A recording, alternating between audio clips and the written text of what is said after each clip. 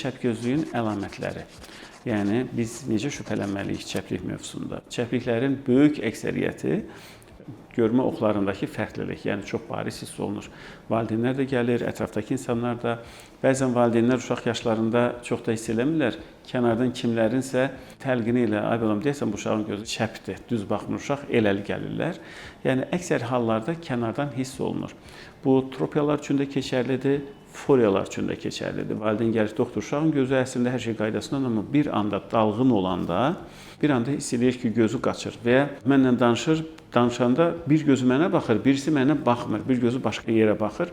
Bu şəkildə özünü biruzə verir və ya bəzən doktor uşaq çölə çıxanda, günəşli havaya çıxanda gözünün birini bağlayır. Bu da əslində binokulyar görmənin olmadığının bir əlamətidir.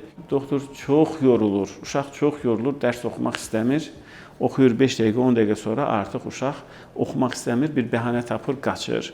Əslində bu da binokulyar görmənin olmamağının əlamətlərindən biri ola bilir.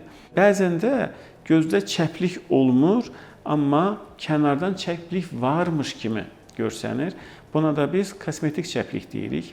Bunlar hansı hallarda olur? Kiçik bəbək arası məsafəsi olanlarda daha çox olur. Epikantusu olanlarda daha çox olur və üçüncü, qapaq asimetriyası olanlarda olur. Bəli, qapaq asimetriyası və epikantus, onlar haqqında da gələcəkdə detallara girib danışarıq inşallah. İstənilən halda hər hansı bir şübhə və ya şikayət formalaşdı mı, çəplik əslində ciddi bir mövzudur. Məncə səhlənkarlıq etməmək, ən qısa müddətdə bir oftalmoloqa müraciət etmək lazımdır.